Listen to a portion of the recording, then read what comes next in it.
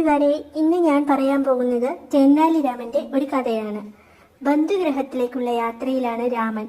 കുതിരപ്പുറത്താണ് യാത്ര. കുറേ ദൂരം പോയി കാണും. അപ്പോഴേക്കും കനത്ത മഴ തുടങ്ങി. കയറി നിൽക്കാൻ പറ്റിയ ഒരിടവും അടുത്തെങ്ങുമില്ല. മഴ നനഞ്ഞുകൊണ്ടിരിക്കെ തന്നെ രാമൻ യാത്ര തുടർന്നു. കുറെ നേരം കഴിഞ്ഞപ്പോൾ മഴ കുറഞ്ഞു. പക്ഷേ അപ്പോഴേക്കും രാമൻ ആകെ നനഞ്ഞു കുളിച്ചിരുന്നു. വസ്ത്രങ്ങൾ കുതിർന്ന് ദേഹത്താകെ ഒട്ടിപ്പിടിച്ചു. ദേഹം ആസകലം തണുത്ത് വിറയ്ക്കുന്നു. രാമനും ഈ വിധം യാത്ര തുടരാൻ ബുദ്ധിമുട്ട് അനുഭവപ്പെട്ടു.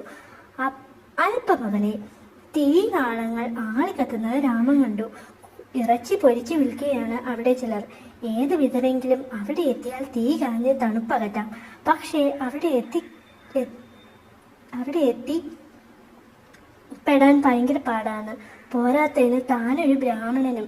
പെട്ടെന്ന് രാമനൊരു ബുദ്ധി തോന്നി. കുതിരയെ അവിടെ നിർത്തിയിട്ട് രാമൻ ഇറച്ചിക്കടയിലേക്ക് ചെന്നു.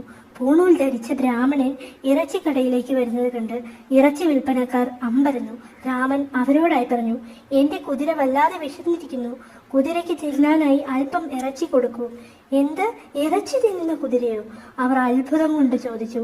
അത്ഭുതപ്പെടേണ്ട, എന്റെ കുതിര ഒരു മാംസബുക്കാണ്, രാമൻ പറഞ്ഞു.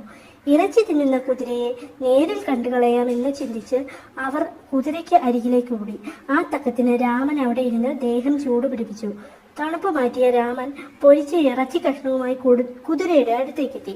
രാമൻ ഇറച്ചി കുതിരയ്ക്ക് നേർക്ക് നീട്ടിയതും കുതിര മുഖം വെട്ടിച്ച് തിരിഞ്ഞു. ഈ സമയം കൊണ്ട് രാമൻ കുതിരപ്പുറത്തേക്ക് ചാടിക്കയറി ഇറച്ചി വലിച്ചെറിഞ്ഞ് കുതിരയെ കൊണ്ട് ഓടിപ്പോയി. എല്ലാവരും അന്തം വിട്ട് നിന്നതേ ഉള്ളൂ.